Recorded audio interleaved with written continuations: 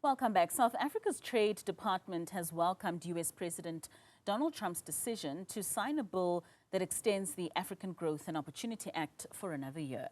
The agreement offers duty-free access to the American market for eligible countries. It expired at the end of September amid tensions between South Africa and the U.S.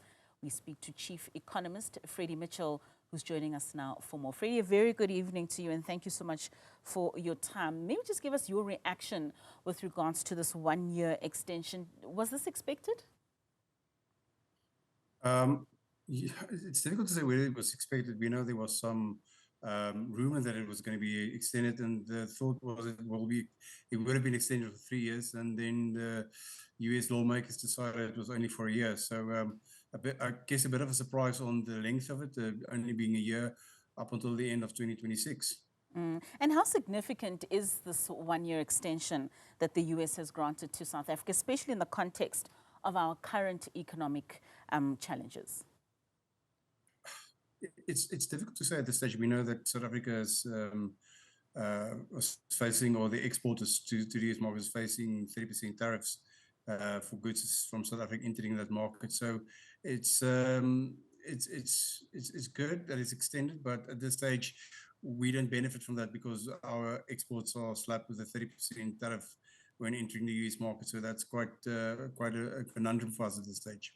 So those reciprocal tariffs and maybe with this extension, does it not mitigate the negative impact of those tariffs? Not at all? It's like the AGOA agreement is specifically created to give, let's say, African countries preferential access to the US market, and having a 30% reciprocal tariff slapped on it means that we, in effect, are disqualified by the reciprocal tariff from the AGOA agreement to some extent. So it's quite bad for us, even though this extension on the AGOA agreement for another year. So would there be no strategies for South African exporters to somewhat navigate these tariffs and still try to maintain market share in the midst of the tariffs while being able to get some benefits from AGOA? It's difficult to say. We know that the government has been saying that we need to pivot away from being reliant on the US market alone. But if you, let's say, you export agriculture products to the rest of the world, or let's say the Asian market, it means there's the transportation for that goods is taking much longer, and keeping products fresh for that long becomes quite a challenge, to say the least. But apart from that, it's really in our interest to get a better trade deal from the US and sort our diplomatic tensions and strain out of the US, because it remains one of our largest trading partners in terms of agricultural goods, as well as the manufacturing sector that export, let's say, vehicles and parts of vehicles to the US market. So, Freddie, for those who have never taken up this opportunity, how could AGOA work for a small-scale dressmaker that's based in the township that would really want some of their goods to be sold in markets such as the USA? I guess that's going to be a real challenge at this stage, given the 30% tariffs that the US label on South African goods. We know there's been exemption for some mining products, or let's say ferrochrome is being exempted because it's really important in the steelmaking industry. And we know that the US said they want to reindustrialize in inverted commas, so steel is going to be an important thing.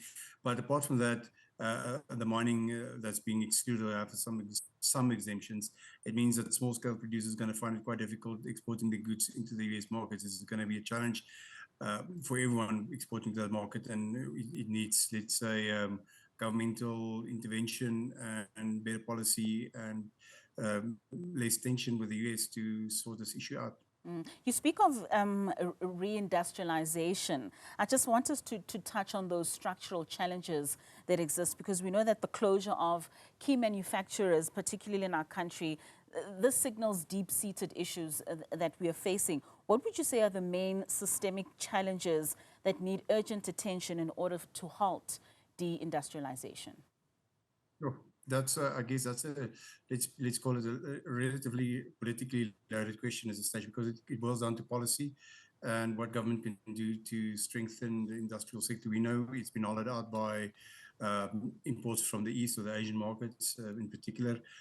China had been quite aggressive exporting to South African markets because they produce themselves. And it's a problem when you export raw materials and the finished product that you import is sometimes cheaper than the products that's being value added and exported back to you or imported from the Asian market. So that becomes a real challenge. We know there's been difficulty in terms of the electricity prices and tariffs, and I know the government wants to subsidize some of the biggest smelters in regards to lower electricity tariffs. That's a good thing. But we also heard that South African ports are not good enough. The products that we do produce struggle to leave the country because of the port and rail bottlenecks that we experience and that's so well written about all over the news. So that's a challenge. And also we need to look at the regulatory burden and red tape for opening and operating a business in South Africa. And also let's call it the labor laws that's quite inflexible towards businesses that can go to another market that find it easier to operate in.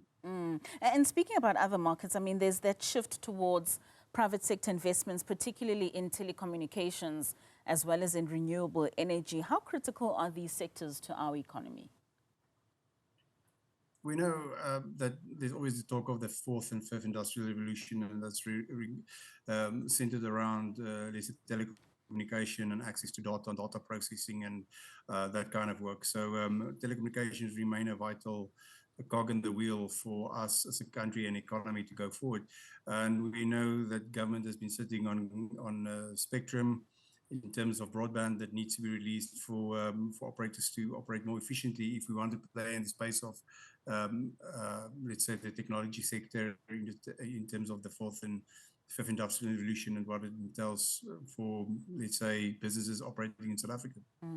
And lastly, just as a future outlook, especially with the current policy environment and some of those international trade tensions that we are facing, what's your outlook on the growth of our economy, especially just for the next 2 to 5 years? At this stage, it's difficult to say whether we will, say, exceed growth of 1.5% per annum at best case because of the structural challenges that we do have, and also about certain policies, economic policies that's being pushed by government that's not business friendly at this stage, and that's not conducive towards investment. We know South Africa as a country, we need more investments to happen for the economy to grow and absorb employment, excess employment in the market and help the economy growing. So I don't see us, like I said, more than 1.5% growth per annum at this stage, and then it's a good case. And we'll hopefully we can get some structural reforms that was mentioned in Operation Vulindlela going, so we can get going in terms of unlocking the potential that's locked up within, let's call it, the business sector of South Africa. All right, Freddie, thank you so much for your time and giving us that analysis on that one-year extension of AGOA. That's Chief Economist Frederick Mitchel speaking to us there.